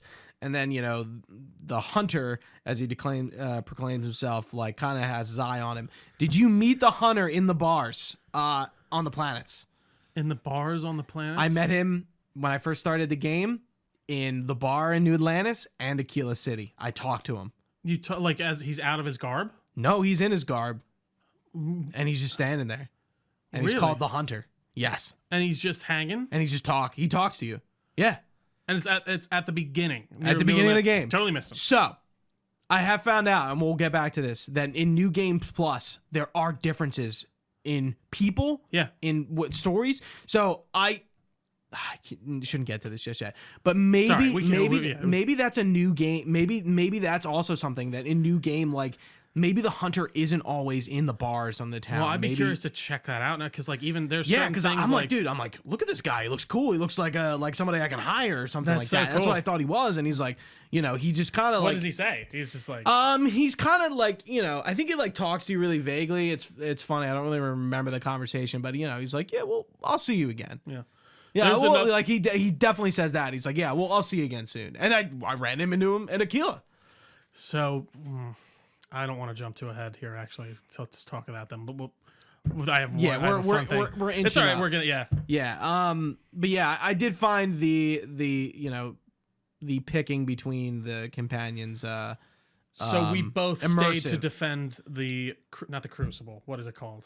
The eye or the lodge. The Lodge. But what's like the actual thing called that we're building? They name it. The armillary. The armillary. Yeah, the armillary. The armillary. right? Armillary. I think it's the armillary. Armillary. Something like that. Armillary. And yeah, so you chose to stay and defend that because you can in that moment decide to go up to the space station. I chose immediately. to defend the lodge. Yeah. So I'm curious what the difference is there. I do think there are a ton of consequential choices in this game. And they're guess what? not obvious. That's what I fucking look for in an Yeah. RPG. And Yeah. I don't know. I think they are really built in, and playing it a second time severely illuminated that. And it's been so much fun to re-experience certain things, like even little things you don't catch. That I don't want to spoil, but So, and then in the main story, we get attacked by the Starborn. We kind of have to move the artifacts either to your outpost, which, what'd you think of outposts? Are they useless or what? Like, what do they do? they're to collect resources, and you can just build your own place. It's like your own, I think. What's so funny? I feel really like it's didn't really like. half baked. Like, I just don't understand. What's the point? I did one outpost. No, I know. I think it's for resources and just for home But like building. resources Like for what? Like to what build things, like to build more outposts, to build to craft things, to do things like that. Like again, if you're not involved in that, it's probably not much. We for haven't you. brought It's it up. more of, I think, to like create your own. We space. haven't brought it up, but I think Starfield has a serious problem of informing players of things that are really hidden in the game. I'm on the opposite end of the spectrum with you on You this. don't like it. I love it. Let me discover it. That's what But I'm like, here what for if you in an never RPG. find it? You'll find it next time you play. Most of I didn't. guess. I Like the one where you can access your ship's inventory from like I figured that 500 out immediately. Like I don't know. That really didn't. I kind of fucked around with that. Yeah, I'm trying to think of stuff off the top of my head, but like there are. I think that's a fair one for sure. Actually, for sure. I don't know. I think more in the way of like mechanics. I'm totally fine with them. Letting you figure out. But I also do think part of it is that discovery with the community, because the same thing happened with Zelda. It's like, did you know you could do this with this and this? I do think it's Elden interesting Ring. that. Yeah, I do think it's a bit different because it's like something that basic. But I didn't know you could access the main quest thing from the bottom for a while. Like there are certain What? things where I didn't realize in the radio menu you could access the main quest list when you press down. Like it's that option. I was going through the map and then clicking quest log. okay. You know what Like, I mean? gee- I didn't Jesus realize. Christ. So I didn't. I just stupid stuff like that. I didn't even know I could supercharge my mining. Like laser the for a fast moment. traveling, and that's something I really needed to understand that I had to do. I didn't really know that. Like I thought I had to go into space every time and then chart Yeah. to a planet. It's like no, I can like go to the planet and then just fast travel to the planet. And that was one thing that I was really hard for me to come to grips with. That I'm like fast travel is an integral and almost required mechanic in Starfield, and I was just like. Yeah, I think the menu's critique is very fair in this. the menus are not that interesting. Well, But not the- even interested. Just you're in them too much. Yeah. And to a degree, and I think that's- that comes from the fast traveling element of Bethesda's it. always had a problem with menus. Yeah, and Maybe I think, not in Fallout. I mean, it's the Pip-Boy's kind of cool, but like I was gonna say I think they get it's away with pretty it more in limiting. Fallout because it's more natural. You're pulling up your wrists, and it feels almost within the game. right. Whereas in But with Skyrim and Skyrim Starfield, Oblivion, there's always you're pulling up your menu. someone has made a mod to make the inventory better. Exactly. Or the- yeah. So I do think there's a lot of legitimate critiques in that way, and I do wish space travel was a bit more seamless. I don't think people would be using the seamlessness as much as they want to act like they would, because like you can play No Man's Sky, and I can take off from a planet and then start flying to the other planet in the solar system, and to do that, I have to engage my hyperdrive. It's going to take me about 6 minutes to get there. It says it on the screen. It times me down to get there. Most people are going to fast travel to that planet. Yeah. Like, absolutely. Like, it's just. You can fly to a lot of planets, but it takes forever. It takes a while because which you're is not. just insane. Which, again, is like. You could do that thing where they do in No Man's Sky where you do, I don't know, you hit your like hyperdrive thing that makes you go faster, not, light speed, but faster within like that travel. But I do wish it was there. I wish the option was at least there, and I think that would quell a lot of people's kind of abrasions to it. But yeah, I think there's a lot of menus, and I got used to it by the end, and I think you're right. You kind of need to understand how integral of a part that is. But yeah, and I don't even necessarily want the game to hold my hand or something. Absolutely, I don't But think you're like, saying I that. feel like I'm like there need like I'm like there's so much shit I like didn't know I could do, and like I'm trying to think of what those things are, like with the cutter and the bolts, like on the Sure. wall, or like somebody was like didn't know you could like charge up the cutter. That was me. Yeah, I'm like, dude, I discovered that in the first mission that you could do that, and I'm like, that's insane. Like, like again, really little things that I'm like.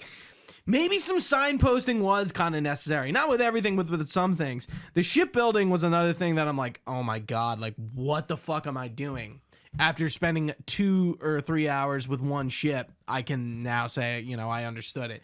But I do really like the shipbuilding. I think it's fantastic. I agree. I think at first glance, like you said, It's you're overwhelming. But What then is it this? really is actually a lot more simple. Like once you start getting into the bare bones of it, especially if you just want to upgrade your ship parts and not necessarily want to like literally Yeah, you physically definitely go, can do that, You yeah. can pretty easily do that, and they simplified that a lot. But yeah, man, the shipbuilder was a lot of fun. Just the amount of just crazy different ship people were making, and just Yeah. the individuality you could put into your own ship.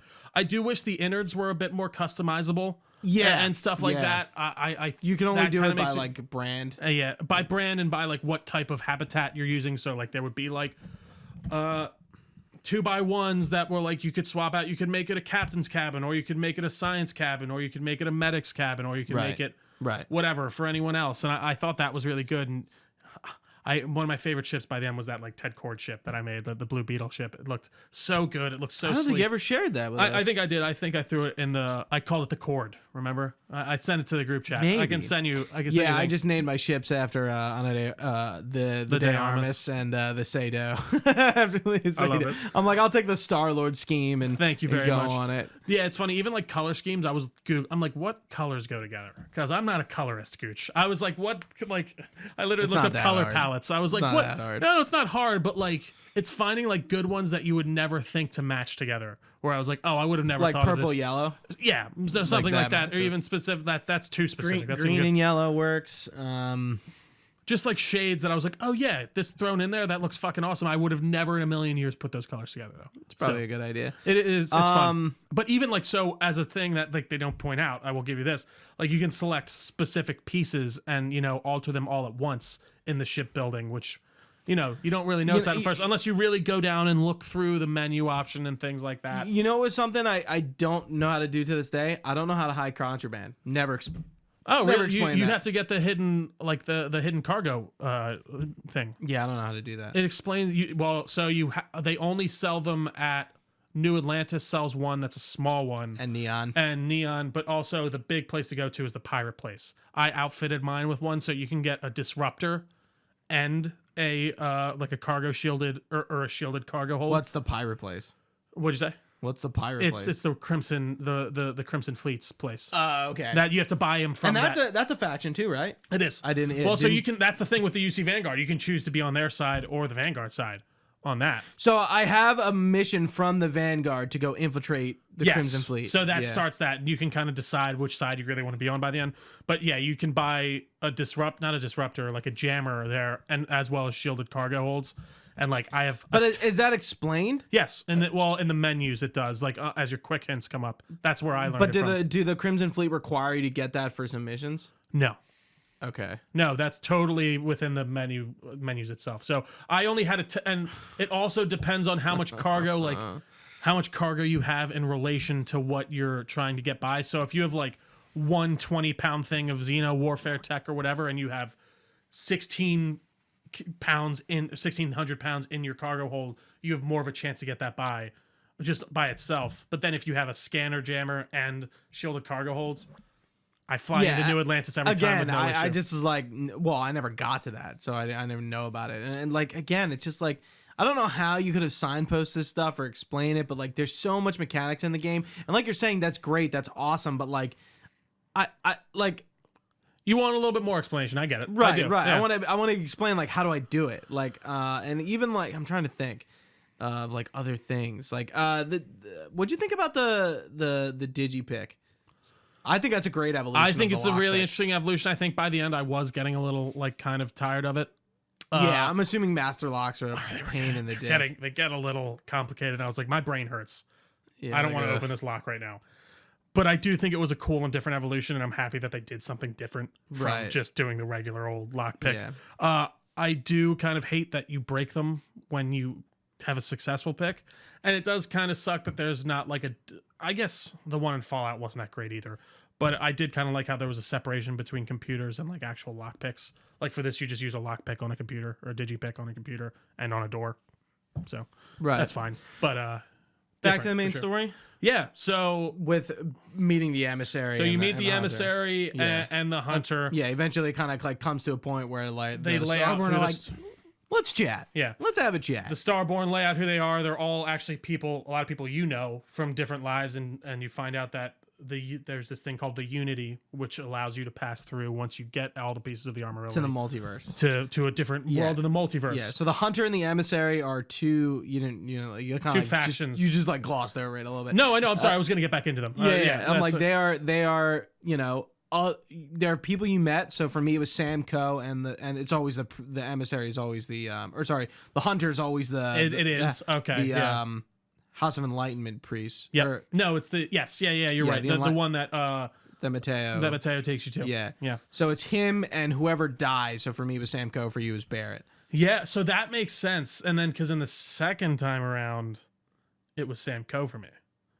Okay. But we'll get into that. Sorry, continue. Yeah. So you find out that so the artifacts are a gateway to the multiverse, and once you cross through the Unity, you become a Starborn, and that means you're a multiversal being. Yeah. And there is this never-ending conflict between all the Starborn and the people going after the artifacts, which is seemingly always the constellation. Yeah.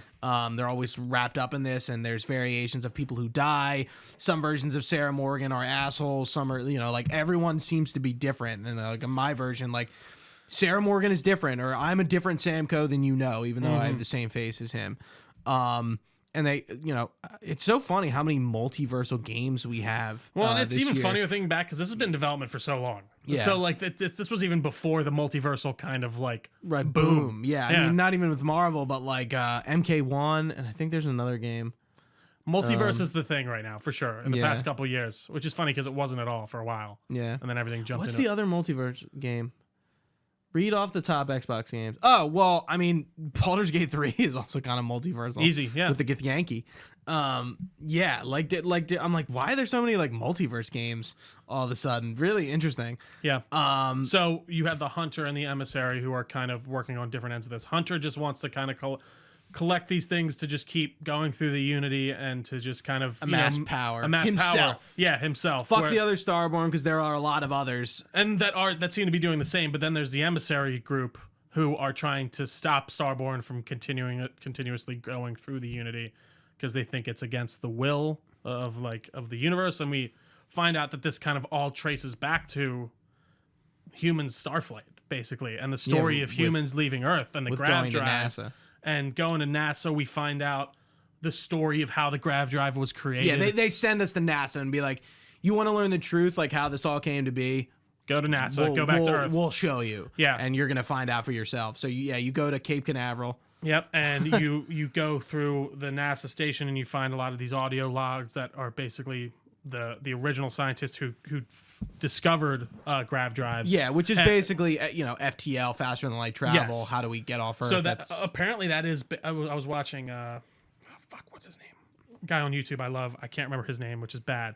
But this is a theoretical real drive where the idea is you create a gravity well in front of you that continuously pulls you through and eventually accelerates you to the speed of light. So this is actually the grav drive itself is based in some kind of technical reality, and you find out that this scientist had the theoretical idea of it, but he couldn't kind of nail it. And then they found the first artifact on Mars, which gave him visions of the future and space flight and how the humans would get there. But it was going to be at the cost of Earth, because testing these grav drives would eventually weaken the Earth's, which, by the way, I will give them credit for not just going for like, I thought they were going to go for like, we polluted the Earth. Which Right, again, right. It was like, because that's like, what it seemed like. Oh, like when they talk about Earth, it's like, no, it's a wasteland. It's it's like, fuck. we over polluted it, or Global with plastic, warming. whatever. Yeah. Dun, dun, dun, dun, Yeah. dun. But like, it ends up being, no, this guy discovered this grav drive. They had to keep testing it in our atmosphere, and it eventually destroyed our atmosphere. But the kicker is, he knew that was going to happen. Right. And then eventually visions. the scientists also find that out. The one woman, anyways, for sure. Yeah, I don't know if anyone else does. Like, this science team at NASA is like a small group, and you even see like that the main guy scientist, like, to get the girl into the fold, like he really like puts her through like the rigmarole For sure. to be like vet her, and like is she gonna like be a benefit, like can I trust her, and like he really doesn't. Like, he never really tells her. She finds out, and like, and she's just like disgusted by it. Yeah. Like, and he's like, once we do this, don't fucking talk to me. Yeah. So what would you do, Gooch? I don't know. It's a really good question. I'd be like, fuck it, we're going to space.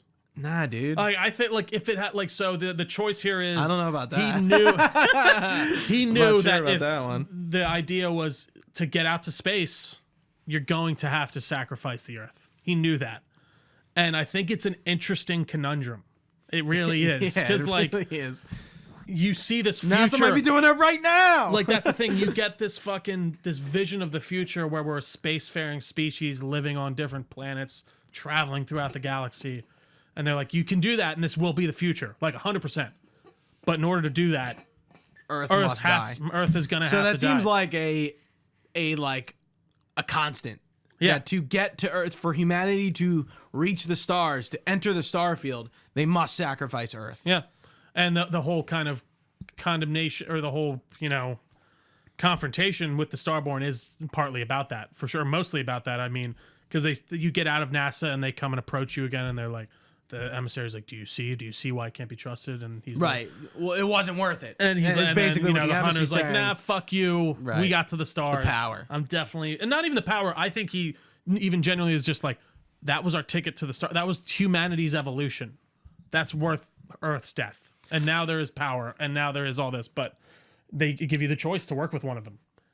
Or, which is what I did. Yeah, I was like, fuck both of you. Yeah. Because I really didn't agree with any of them.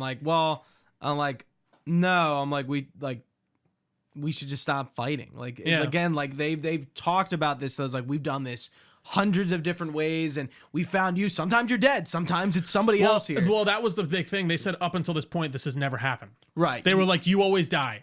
You always die in this way or that way. It's usually you. And this was the breaking of that cycle. It's never you. You're the one. You're the one that. Well, they keep saying you're usually the one that dies. You're not the one who like goes through the Unity or like discovers this stuff. Right. And you are the one that's kind of breaking that cycle. And yeah, I thought it was a kind of interesting thing. And I mean, beyond that, then we kind of start going through and collecting all the other artifacts. We find the final one at this base where they were kind of testing it, which I thought was another really kind of interesting. Yeah. Well, that's NASA, right? Yeah. So that's different. There's the NASA one that you go through where you learn about the space travel stuff. Then there's a second facility that you go to retrieve one more piece, and you find out that's when it's like stuck in between multiverses. Right. Yeah. I think I did it in the opposite order. Oh, you can do it in that. I didn't know that. Yeah, I did it the other way around. I must. Yeah. Yeah. That quest was awesome. That was like straight out of Titanfall 2. You know what? I was going to say it actually reminded me of Dishonored a lot. Yeah. In the way that. Do you remember that? Do you play Titanfall 2? No, I didn't. Okay, so there's a campaign mission where you're like going in between like two different versions of reality. No, I actually did. And now that I'm thinking about it, yeah. And I'm like, a lot of people like talk about that, not just that campaign, but that mission. Yeah. And that's pretty much what it is. Like, yeah, with that, I ended up saving like I think there's apparently you can save both realities. By the way. Oh, you can. Gene was talking about it. On interesting. Yeah, because I chose review. the other people's reality. I really suggest you watch that. Apparently, Gene like figured out what Starfield was about and like told Todd Howard, and Todd's like, yeah, that's it. Yeah. Yeah, and I forget exactly what it is, but I was like, huh. It's like I would really watch that review. Like what Gene had to say was really interesting. But yeah, like I don't know where I saw Starfield going, but it was not this direction, and that's why I think it's like Very philosophical too, to a degree. Yeah. Like it's unlike anything that's come before, and like I really don't think like the narrative is just so compelling. At the end, before you get to the Unity, did you fight them? No, so I talked them way out too. of it. Okay, yeah. All right, cool. I love it. It sucks because I think you can get their outfits by killing them. Yeah, because you just lose it anyway. No, you get when you start the new one, you get the stuff. I guess you're right. You probably would lose their extra one. I wonder how you get theirs then. But when you start, you do start in a Starfield, like a Starborn garb on the new Game Plus. Yeah. So once you get into the Unity, can we go here? I don't want to skip ahead. We get in there and we're greeted by none other than ourselves. Yeah, that was an awesome moment. I thought that was very cool, and with voice acted, and he's talking to you, and I'm like, wow. I thought that was a good pull. I think it made sense in a way that things like that probably usually wouldn't. Right. And I accepted it, and he kind of lays out, or she, whoever you are, lays out what the Unity is and what passing through the Unity means. And you know, you can choose to go through or to not, and then you kind of have this whole round room of your choices. I actually really only had Ryujin my first time. Yeah, so it was basically like I guess the normal shit, and then like the UC Vanguard, which I took the Achilles route, which everyone made me feel bad for. The Achilles route? What do you mean? Yeah, so that you could either do the microbe to take out the Terramorphs, or the Achilles, which is the Predator. I think I did the Achilles. And everyone's like, "Why'd you do that?" I'm like, "Cause like we're like, I think that makes more sense than a bioweapon. Who knows what the fuck that's going like into? You like spray every planet with this like who God knows what. I'm like, guys, I'm like, what the fuck? Yeah. I'm like, everyone's like, I wouldn't have done that. Yeah, I'm like, what the fuck? Are you talking about like people in real life, or like no, are you talking about like in the game? Oh, really? Because I felt like they were pretty even split. Dude, every companion had like something to say about it. Oh, really? That is another thing I did kind of like. Like I wouldn't have done it, but it's done. Sure. They did like a recap with every companion after you finish like a side quest, or not a side quest, one of the factions. That's the word I'm looking for. Like you'll be like, oh, whoever wants to talk to you, and they'll give you like a lowdown on like how they felt about what you chose to do and stuff like that. Yeah. So again, they're your karma system in a lot of ways. Yeah, I don't really. So I romance Sarah Morgan, and I feel like our relationship was really rushed. I feel like I got into a relationship, and then again, not even an hour later, I'm like proposing to her. I'm like, what the fuck is going on here? Like, and I didn't do that yet, but I'm like, wait, stop. Let's relax. Yeah, I'm like. We like just got together, like officially. I'm like, how are we here? I'm like, why is this pacing so quick? Maybe it has something to do with my karma level with her, and it's just kind of like maxed out. And I'm like, I have like 3 buffered up, so like once I do one, it's funny. It didn't feel that fast with me and Andresia because we did get married by the end. How do you like get married? Do you just like say it? Oh yeah, or not get married? Like I can't remember exactly how. I think we. Because like. Oh yeah, I think you have to go. I think Sarah I didn't do it yet. like, you got to go to the Church of the Enlightenment or something like that, or I can't remember. House Varun something. Yeah. And she gets all sad because she's like, I know you're going to die because you don't believe in my religion, but I'll live on forever. Okay. Because she's a full believer. Yeah. Oh. Well, like not hard. Well, she's not hard. Like she's like, it just makes me sad. Like it's weird. It's like she truly believes in it and 100%, but it's not like, why aren't you like? It's not like an annoying person, right? You know which is interesting because she's like kind of like a killer in the beginning. Well, yeah, and I mean, the Varun, they have a very much like a kill or be killed attitude. It seems. Yeah. And so back to the Unity. Yeah, it was kind of a shame because I'm like at the end and I'm like, here are all my choices, but I don't have that much because I didn't do everything. So that's why I'm like, when I want to do New Game Plus, should I just start over, or should I because then I got to do UC Vanguard again, or? Well, no, I would just start the Unity over and then just do, if you're gonna restart again at all, just do the New Game Plus, and then it's like you get a cool Starborn ship and you get the armor, and then you just start off from basically right after the mining stuff, and then you can just go straight to the Yeah, I know. You're leveled up to that degree, and then you can. So I did play New Game Plus a little bit, and I'm like, just to see how it was, and I'm like, and I went straight to like New Atlantis and like met Constellation, and like Sarah's like a much harder version of her than she was in the what's it called? It's like they found all the artifacts, and they're like, well, like, what are you doing here? Mm-hmm. Like, you like left Yeah, what happened? Yeah. Yeah, like you like left the thing and like Vasco's here and like you just never came back. Yeah. Like what are you doing? And you explain it, you know, you can explain it to them. Which I I didn't. I chose to. Yeah, I chose to. And they just kind of continue bought it. They all bought it. They were all like in on it. Yeah. Well, that makes sense to me. I mean, especially But again, Sarah Morgan was like a hard ass. Like not as like cheery as she is. I kept going with I was like, oh, I'm just back, and they're like, okay, and then like you can kind of rework the story a little bit. Like I was able to save anyone from getting killed. No one had to be killed because I warned them all about apparently there are your new game pluses, and this is where like I've never seen a new game plus like this in any other game. The entire game changes. Yeah, it does. Like There's it's a lot. wild. Yeah. And like little things will change. Like like different people will kind of be like different personalities. Dialogue options, stuff Yeah, like that. yeah. But and you can kind of reveal to people like who you are, and people will be like, "What the fuck kind you of got all ship these is that?" Starborn options too. Yeah, everyone when you walk in, they're like, I've never seen that type of shit before. It's great. It is. I think it's a very different. And again, that's why I think this is going to be looked back on in a bit. It does like the main campaign is not that long, but it does require like if you're any normal person, you're probably not going to just mainline that. It does require a big like beating the game is so important because the new game plus is just like there's so many different opportunities to play again and re-experience things differently. And I guess it's funny. I wouldn't even I'd take a step back. I wouldn't say it's necessarily important. I just think it's an amazing feature. That you can really kind of, it's just once you jump back in and play, it's a whole new game. It like really doing is. a review and like not knowing that, I feel is like, dude, I'm like, you're missing a whole chunk of the game. Yeah, for sure. I think, well, like I maybe think not you're experience it yet, but to understand like what's there. Yeah, no, that makes sense. Yeah, I agree. Yeah. So do you think I should like go into my new game plus and then do the rest of the stuff? If you're continuing, yeah, why not? Just be ready to have no money. Yeah, but then I got to do everything that I already did again. No, you don't. You could just do what you didn't do this time. But if you want more, then you can get more XP. Again, that's why I know I didn't do it. So the Guccism. Yeah, I know I didn't do it. So I you can't. I don't know what I'll end up doing. Like I know like a DLC is coming out. Like there is one announced right now. Mm-hmm. Like maybe for like that when I do that, I'll go into New Game Plus. I don't know because I'm like again Starfield's on the back burner until I get some games off my plate. And I can probably go back to it and like re-immerse myself into it.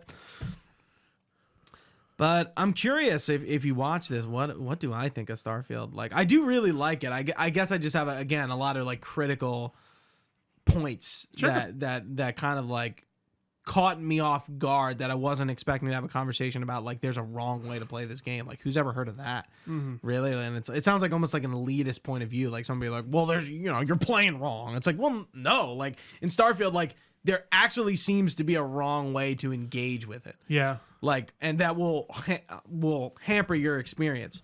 But like, again, with like the new game plus options, like it just seems like, re-experiencing the game is a part of the journey. And like Trio said, the years will be kind to this game. Once everyone's had time to play it and go back and forth with it and listen to people talk about it, we'll be like, yeah, wow, we were really like jumping the gun with Starfield. We just didn't have enough time with it. And I think that was apparent when reviews came out that like people just didn't have enough time with it. Like I listened to Kind of Funny XCast review and I'm like, it's clear that like none of these guys had enough time with the game. They're barely even like I haven't even started yet, and I'm just like listening to them talk, and I'm like, it doesn't really seem like they actually like have experienced enough of this game to actually have any sort of opinion about it. Like they're just like, yeah, a 4 out of 5, but like here's my thing, and it's like, no. I'm like, what? Like this doesn't make any sense. Yeah. I'm like, how can you like, like how can you rate it? And like you haven't beaten the main campaign. I'm like that thing that NASA part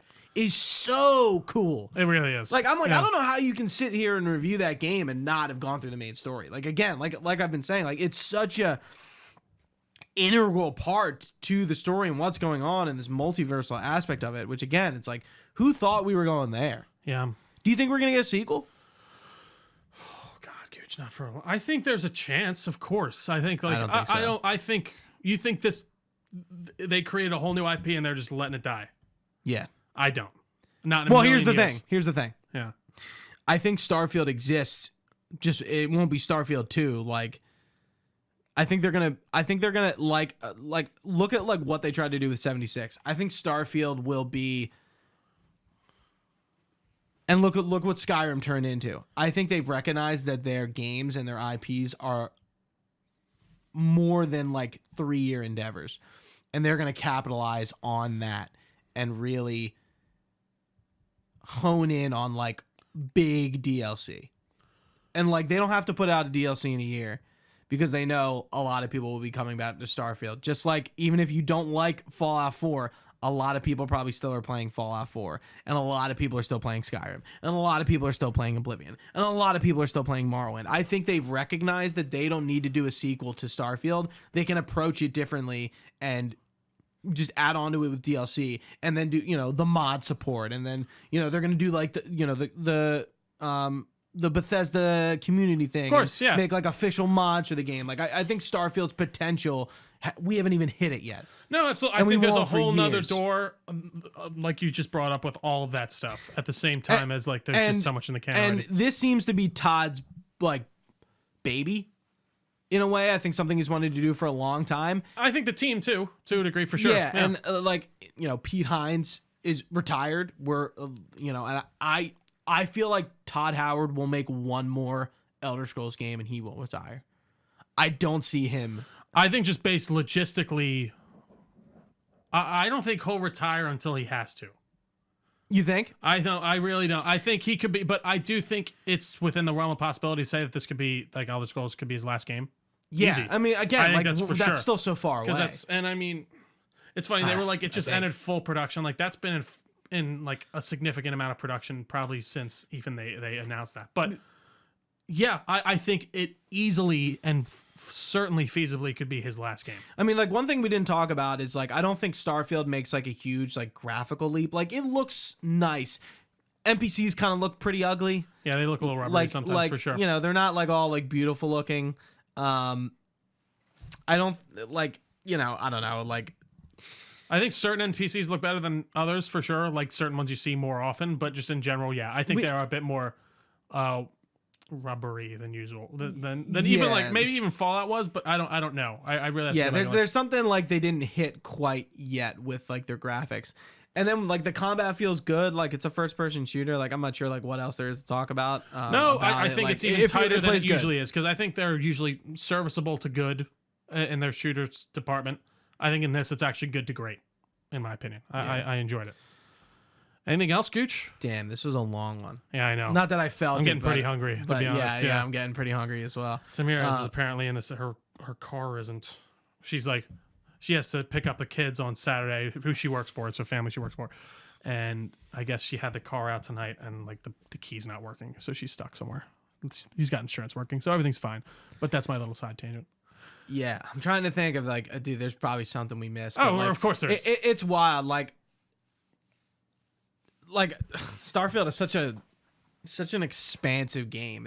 It's really like even this review, I'm like, I don't think we're gonna do what I even like tried to do, which is like experience it like as fully as I can to like sit down and review it. Like I would be like interested to come back like 3 years later, 4 years later, certain not like what we did with Skyrim and sort of like retrospectively talk about it. But like yeah, like you said, like I think you put it perfectly that like the years will be kind to this game, and I think we'll still be playing it in 3 to 4 to 5 years. I mean, just like every other, yeah. I I can't see that not being the case, but who knows? I've been wrong before. We'll never know. And I think as I learn how to play Starfield, my opinion and maybe my critiques will lessen up, because it's like, yeah, now I kind of understand like how to tackle Starfield and how to consume it, not just like, here's the way Gooch plays games and this is what he's going to do. And that soured my opinion because of like my interpretation and expectations and stuff like that. Anything else, Trio? No, I really like Starfield. I think so far it is my game of the year. Do you think it'll win game of the year? No. And you know why? It's going to be an interesting conversation. I think Baldur's Gate really deserves it the most so far. Just the impact that game made with what the reception was thought to be. Like, I think it just blew everything out of the water, and I think that game kind of truly deserves it at this point. But I don't know. I heard people saying like this won't even be in the conversation. I disagree, but I don't know. No. I think it's in the conversation, but I just don't think it's gonna win. I don't think it is either. I think it could win a few awards, but like compared to like Baldur's Gate 3 and like I don't think Spider-Man's gonna win. I think it's between Baldur's Gate 3 and Breath of the Wild. See, I think, Oh no, wait. I think Breath of the Wild is actually Tears of not- the Kingdom. See, But no. Honestly, Alan Wake could come up and like kind of like stealth assassinate some games. it's funny. I thought that I even thought from the beginning of the year that could do that possible. Like there was a chance. There's This always a year is chance. gonna be fucking wild. It's gonna be the Wild West. Yeah, I'm just Guns flying interested up to see everywhere. what gets nominated. No, absolutely. No, it's Baldur's Gate 3 and what else is up there? I feel like there's a game I'm like forgetting that's like crucial. I can't see right now. My eyesight's terrible. But is that all, Gooch? Yeah, I think that's it.